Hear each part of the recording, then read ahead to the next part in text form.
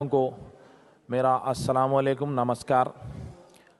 जैसा कि आप तमाम लोग जानते हैं, कांग्रेस गवर्नमेंट आने के बाद से मुसलसिल हर तबके के साथ नाइंसाफ़ी हो रही है, जुल्म और बर्बरियत का दौर चल रहा है।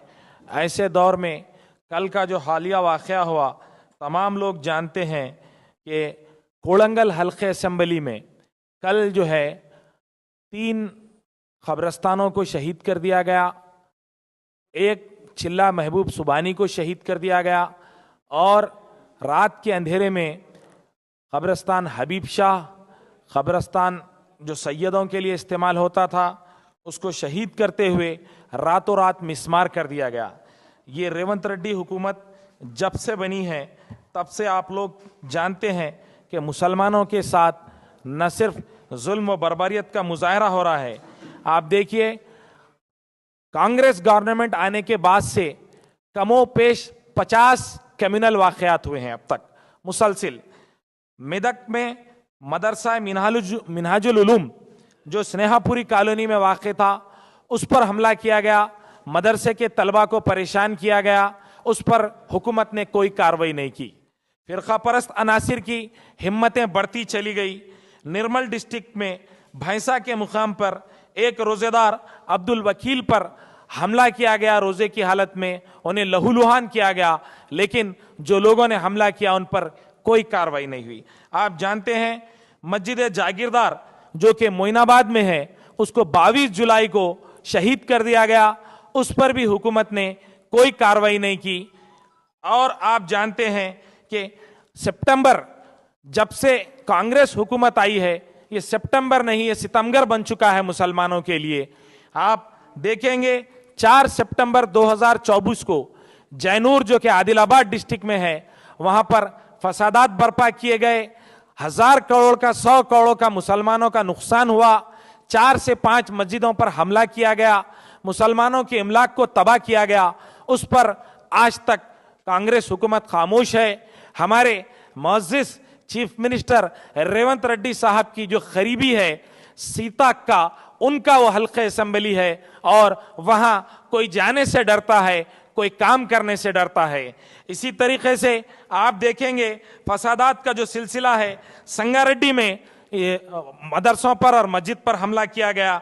आप देखेंगे वनपर्ती में टिमरीज के स्कूल में लड़कियां जब जुमे की नमाज अदा कर रही थी, उस वक्त कुछ बजरंग दल के दरिंदों ने घुसकर लड़कियों का हिजाब खींचा, नमाज पढ़ने से रोका, उस पर भी कोई कार्रवाई नहीं हुई। आप देखेंगे कि मदरसा हुसैनी जो कि कुतुबशाही मस्जिद 400 साल कदीम है, बालापुर के सुल्तानपुर इलाके में, उस पर भी हमला किया गया और वहां पर भी मुसलमानों को तजलील किया गया। आप देखेंगे गुरुवन्नापेट विलेज कोमरवल्ली मंडल में भी मुसलमानों के अमलाक पर हमला किया गया, उनके घरों को जला दिया गया, जेसीबी को जला दिया गया, कार को जला दिया गया। इसी तरीके से नारायणपेट हो, इसी तरीके से दूसरे हो, कमोपेश 50 ऐसे वाकयात हुए हैं जब से रेवंत रेड्डी सरकार आई। लेकिन कल इनके खुद के असेंबली हल्के में आप देखेंगे, एक जो चिल्ला था, ये जो दरगाह शरीफ थी चिल्ला महबूब सुबानी, इसको जो है शहीद कर दिया गया।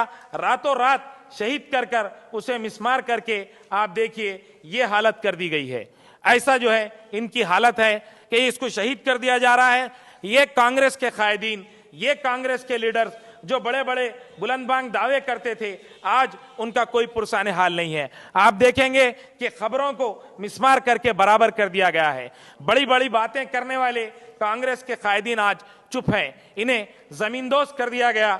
ये चीज, ये तस्वीरें मुंह बोल रही हैं। ये वही रेवंत रेड्डी साहब हैं जिन्होंने जब कभी भी इलेक्शन के प्रचार के लिए निकलते थे तो अपने नॉमिनेशन से पहले ये इसी महबूब सुबानी के चिल्ले पर जाकर वहां पर वो पहले चादर गुल पेश करते थे, उसके बाद इलेक्शन में वो हिस्सा लेते थे। और यही दरगाह महबूब सुबानी, चिल्ला महबूब सुबानी के जो है सदक़े तुफैल में ये एमएलए बने और ये एमएलए बनने की वजह से चीफ मिनिस्टर बने।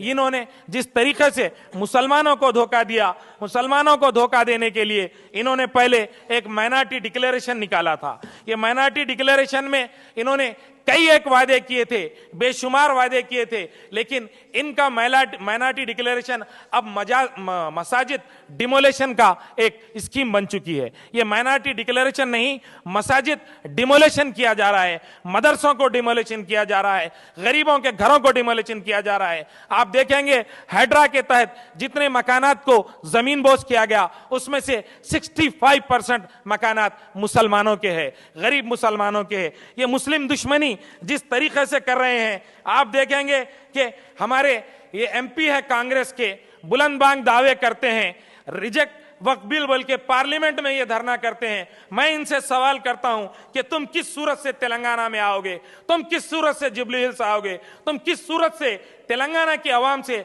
वोट मांगोगे कि तुम वक्फ बिल को रिजेक्ट करने के लिए पार्लियामेंट में बैठते हो, और वक्फ बिल के ऊपर जो तेलंगाना में सबसे पहले अमल होता है, क्यों इस पे अमल होता है?